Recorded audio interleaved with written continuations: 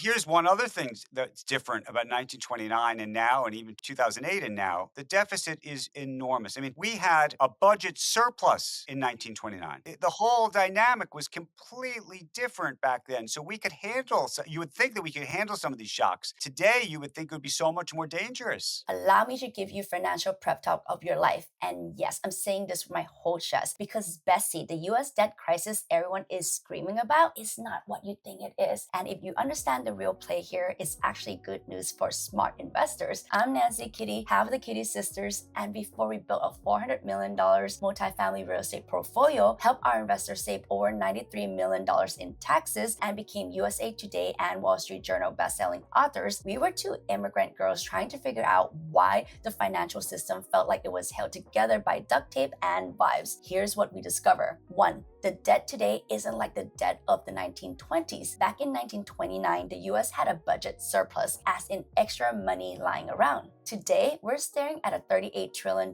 in debt and counting. But here's the plot twist no one talks about. It's not about the amount of debt, it's about who holds the debt. In 1920s, private companies and households held most of it. Today, the government holds the majority. This changes everything because when the government controls the debt, they can inflate it away, they can print money, they can rewrite the rules, and they will. 2. This is why we love being the lender, not the borrower. In 2025, we already put our fund to work by providing gap funding, being the bank on multifamily deals, and our investors are obsessed. You see, when the government creates inflation, cash loses value, but lenders get paid more as rates rise and inflation builds. That's why private credit is booming, because you're not the borrower, you're the bank. In private credit deals, you're the one collecting monthly interest, getting paid first, earning while inflation rises. Secure your position with real collateral. Bank has done this for a century. Now you can. 3. Inflation hurts savers, but it helps asset owners. Here's the truth wealthy people live by. One person's debt is another person's assets. If you stay rich in cash, inflation eats you alive. If you own assets, inflation makes you richer. Multifamily real estate, private credit, income producing hard assets, they all benefit from the exact debt crisis people are terrified of. This system isn't collapsing. It's just rewarding the people who understand how it works. You can let inflation shrink your savings, or you can position yourself where the money